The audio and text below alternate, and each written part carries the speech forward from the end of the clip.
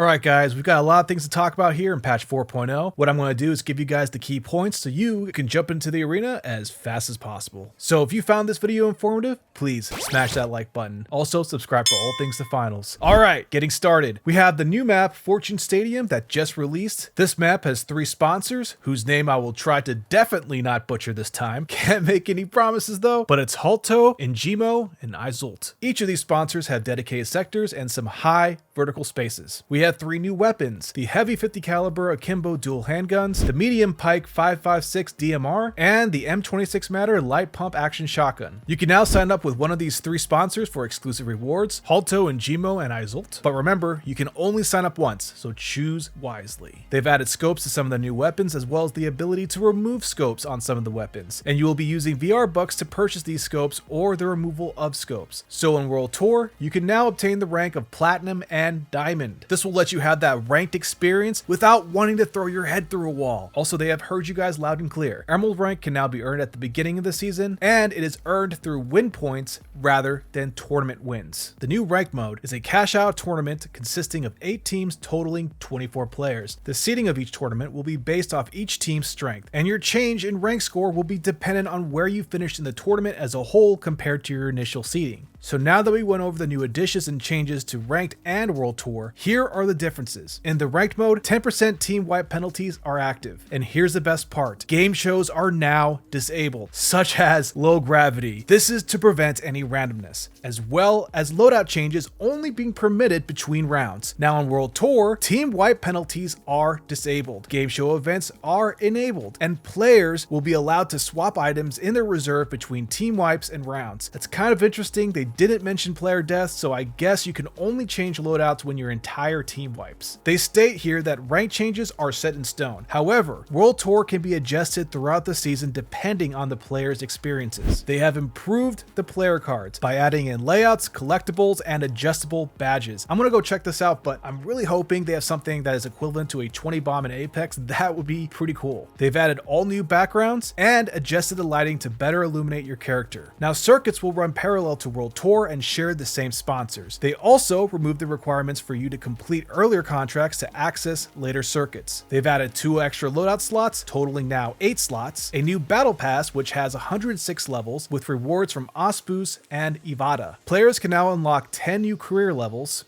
This here is super awesome. They upgraded the leaderboard. You can now search by region. It can also be filtered for different World Tour stops, and they have introduced a leaderboard for Quick Cash, Terminal Attack, Banquet, and Power Shift, as well as tracking the performance for each sponsor. This is really awesome, guys, because it truly gives us that sense of progression we've been asking for. I know I'm probably going to say this a lot in this video, but these devs are absolutely amazing and haven't strayed from their commitment to listen and put the players first. Just when I say that, we have yet another awesome change: true static crosshairs that will remain in the center of the screen regardless if you are jumping, mantling, sprinting. Your crosshair will always remain centered and not stray even slightly. All you need to do is go into your settings and turn off in-world crosshair.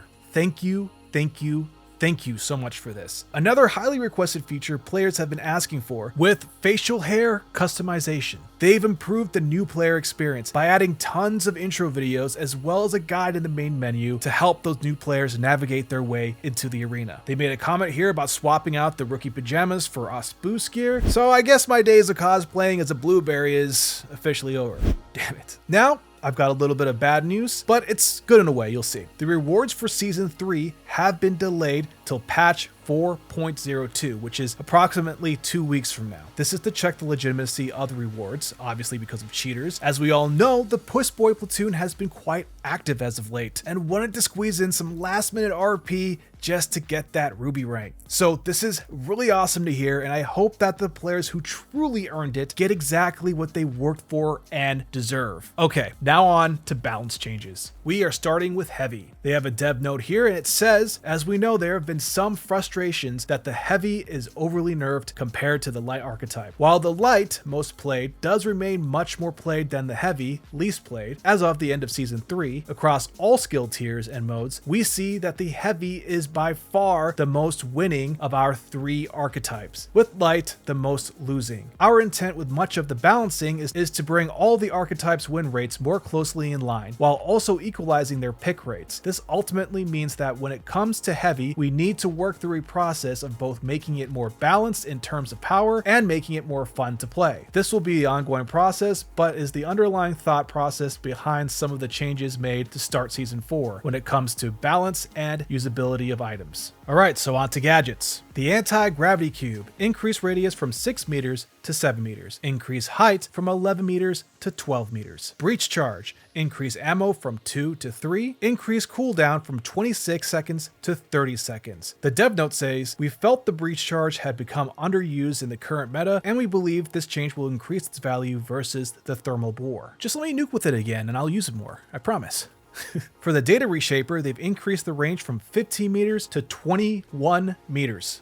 Holy shit. And they've increased the number of charges from 2 to 3. Alright, that just earned a permanent spot in my medium build. I don't think you guys understand how powerful this is. This is potentially going to be pretty meta. Explosive mines, decrease max damage from 140 to 120, decrease cooldown from 30 seconds to 15 seconds, decrease ammo count from 2 to 1. The max mines deployed remains still at 2. The dev note here says, our intent for the explosive mines has always been to have them be defensive gadgets that cover choke points to help protect an object, and where placement is a skill. Being able to immediately place 2 of them back to back led to a lot of mine stacking, often right on the objective, and allowed defenses to be set up too quickly. We hope that adding 15 seconds between each deployment and less damage will lead to less stacking and encourage teams to get to the objective location sooner in order to be able to fully set up defenses before combat commences. I'll be honest with you, I'm not really a fan of this. I don't think people are going to do that and will most likely replace it with another gadget. As of now, the only mine that I see worth using is the gas and glitch mine. But then again, I could be completely wrong. Let me know what you guys think down in the comments. Time will only tell with this sort of thing. Flashbang. Increase the max duration of the blind status effect from 4 seconds to 4.5 seconds. Increase the max duration of the max intensity of the blind status effect from 1.8 seconds to 3.5 seconds. Increase the intensity of the flashes that explode close to the enemy's position. Increase the view angle of the flashes, causing more intense flashes when the flash goes off by someone's side or slightly behind them. Flashbangs now only show hit indicators on the crosshair if they reach minimum amount of intensity on a hostile target. Decrease the intensity and duration of the blind status effect on teammates. Improve the leniency of hit detection of the flashbang when targeting players so that it is less likely to be blocked by small objects. Dev note, we found the flashbang to have been quite underutilized and have added some quality of life fixes that will hopefully make it more reliable and effective. Flashbang looking pretty good now, being that I'm not going to totally sabotage my teammates when I throw it. On to the glitch trap. Disabled crosshair hit markers when the glitch trap attaches to an enemy so that it can no longer be used to detect players. Decrease ammo from 2 to 1. Decrease cooldown from 30 seconds to 20 seconds. They've added a small amount of variance to the jump pad so that objects cannot bounce on them indefinitely. They increased the radius of the proximity sensor from 10 meters to 11 meters. Now, on to the RPG, which got its damage decrease from 140 to 100, increased reload time from 0.9 seconds to 2.15 seconds. Decrease projectile dispersion when aiming down sights from 0.3 times to 0.25 times. Dev note, we never really intended the RPG to be an opener in combat, even if it is an item that is more accessible to new players. The intent was always for this to be for destruction first and foremost. We believe that this change will make it still usable as an opener, but a much less valuable one, shifting its focus back to destruction and breaching. Now, there are a lot of heavy changes that I disagree with. However, this is one I wholeheartedly agree with and needed to happen. The tracking dart has an increased magazine size from 2 to 4, decreased ammunition regeneration rate from 13 seconds to 12 seconds, decreased tracking duration from 15 seconds to 10 seconds. They decreased the height of zip lines slightly so that they could better fit through doors. As for liftables, propane gas containers decreased direct physical impact damage from 50 to 25. Onto the modes. Cash Out introduced new respawn placement logic for teams that are wiped with the goal of reducing the number of third-party fights. Okay, I like that. As for ranked tournaments, they disabled the game show like I stated before. The dev note here says that to make ranked tournaments a more competitive, friendly environment with less randomness involved, we've decided to disable all game show events. We believe this will make matches slightly more consistent, less random, and easier to strategize around. Increase the cash awarded per cash out in the final round from $10,000 to $25,000. Increase the cash required to win the final round from $20,000 to $50,000. Terminal Attack now uses the best of 9 rounds, first to 5 format, with a halftime break where level destruction is reset. Terminal Attack is now replaced with cash out ranked. Just like I stated before, for World Tour, they disable team-wide penalties. Dev note here says that World Tour is intended to be a more casual tournament experience than our ranked tournaments. Our research in Season 3 showed that removing team-wide penalties caused less players frustration and led to closer matches. They enabled the ability for players to swap items between their loadouts and reserve between team wipes in World Tour. This is another change aimed at making World Tour more friendly for the casual player by allowing them to swap items between lives. Okay, so it's not just from team wipes, it's from lives. Ranked tournaments will continue to only allow swapping between rounds, as we believe counterpicking rival teams and adjusting to maps and map variants should be a skill in competitive play. They increased the cash awarded per cash out in the final round from $10,000 to $25,000, increased the cash required to win the final round from $20,000 to $50,000. Added Diamond and Platinum ranks to the World Tour between the Gold and Emerald rank. Emerald rank is now unlocked and available to progress towards the start of the season. Emerald rank is now earned by collecting win points rather than tournament wins. They also updated the required win point totals for all World Tour rank tiers due to the change in ranks and how they are earned. Now on to Specializations. They improved targeting to reduce the amount of times the dematerializer fails to make a passageway through objects. So you're telling me I don't have to go through 4 charges just to get through a wall? Nice. Goo Gun has its fire mode changed from semi-automatic to fully automatic. That sounds pretty fun, I'm not gonna lie. For Healing Beam, they decreased the healing rate from 50 health per second to 40 health per second. Mesh Shield will now enter cooldown either when destroyed or lowered. Dev note: the Mesh Shield was intended as a specialization used to shield teammates or to represent the Heavy's archetype toughness and staying power. We felt the juggling of the shield, constantly raising and lowering it to fire weapons, was hard for some players to understand and very frustrating to play against. We understand that this is a significant change and will obviously monitor its impact very closely. Decrease Mesh Shield's cooldown from 15 to 12 seconds. The cooldown is only 8 seconds if the shield is undamaged when deactivated. This to me is honestly overkill. If you were going to give it a cooldown when lowered, you could have at least given the Mesh Shield a little more health to make the time with it up matter as much as possible. Because now you're going to have heavies accidentally fat fingering the Mesh Shield and soon after leaving their entire team as sitting ducks for everyone to laser out of existence. So yeah, I definitely think this is on the line of overkill. Let me know what you guys think in the comments. I'd love to hear from you. Now on to weapons, starting with our favorite pea shooter, the 93R. They smoothed the vertical recoil to avoid having sharp jumps in intensity, which could previously cause an inconsistent feel. Updating firing animation when aiming down sights to give greater visibility. Increased fire rate from 210 RPM to 220 RPM. They decreased bullet dispersion when firing from the hip, when crouched, crouch moving, standing still, running, and in uncontrolled states such as falling or sliding. Alright, these changes are sounding pretty good so far. Decrease the rate at which bullet dispersion builds up over time when firing for a sustained period. Increase the bullet dispersion recovery speed from 0.45 to 0.65. Dev note: the 93R has been a difficult weapon for us to balance due to it being a burst fire weapon. Burst fire weapons give players the expectation that all the shots in a burst should be able to hit when aimed well, but this also means potentially doing 3 bullets worth of damage per shot fired, making the weapon also high damage when the full burst hits. Getting this right while also differentiating the weapon from the FAMAS has been difficult. We've been reluctant to make the 93R a 2-shot weapon versus lights because all the testing of this scenario has made the weapon game breaking. But at 72 damage a burst, 3 shots, 9 bullets to kill a light, the weapon has repeatedly underperformed, so it constantly sits on a knife's edge of being too good or very bad. In this update, we focus on making the weapon much more effective when fired from the hip rather than aiming down sights. We feel this combination of damage and mobility puts the weapon in a better place, but we love to get your feedback. Hey, I'll be honest, the 93R can only go up from here, boys, so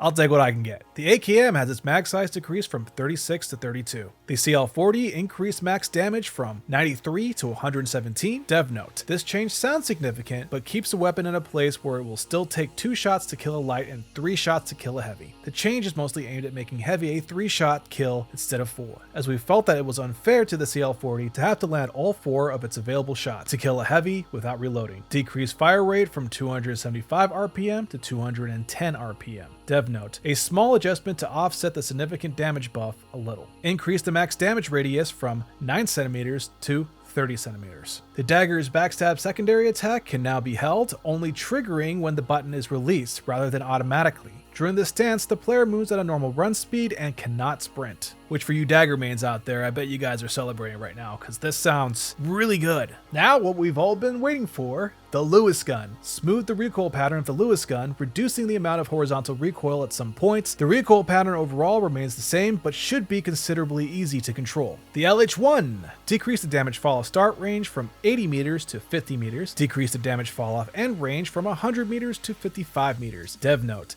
with the addition of alternate scopes and sights, we felt that the LH1 was starting to stray well into the territory of the SR84. This change reduces that to some extent. M60. Increase the fire rate from 560 RPM to 580 RPM. Oh, okay. Smooth the recoil pattern of the M60, reducing the amount of horizontal recoil at some points. The recoil pattern overall remains the same, but should be considerably easier to control. They decreased the reload time from the MGL32 from 3.1 seconds to 2.8 seconds. Dev note: the MGL32 is a weapon we'd very much like to rework at some point, but that will take a more considerable effort. For now, this is a simple and small quality of life adjustment that should make the weapon a little more viable. Recurve bow. Increase damage at minimum draw from 55 to 60. Decrease damage ramp up start time from 0.2 seconds to 0.15 seconds. Decrease the time to reach maximum draw from 0.585 seconds to 4.9 seconds. This might not sound like a lot, but the recurve bow is going to be disgusting. I'm just going to say it right here. If you guys are jumping into the arena after this video, I highly suggest you equip it, because it definitely sounds like it's going to be a monster.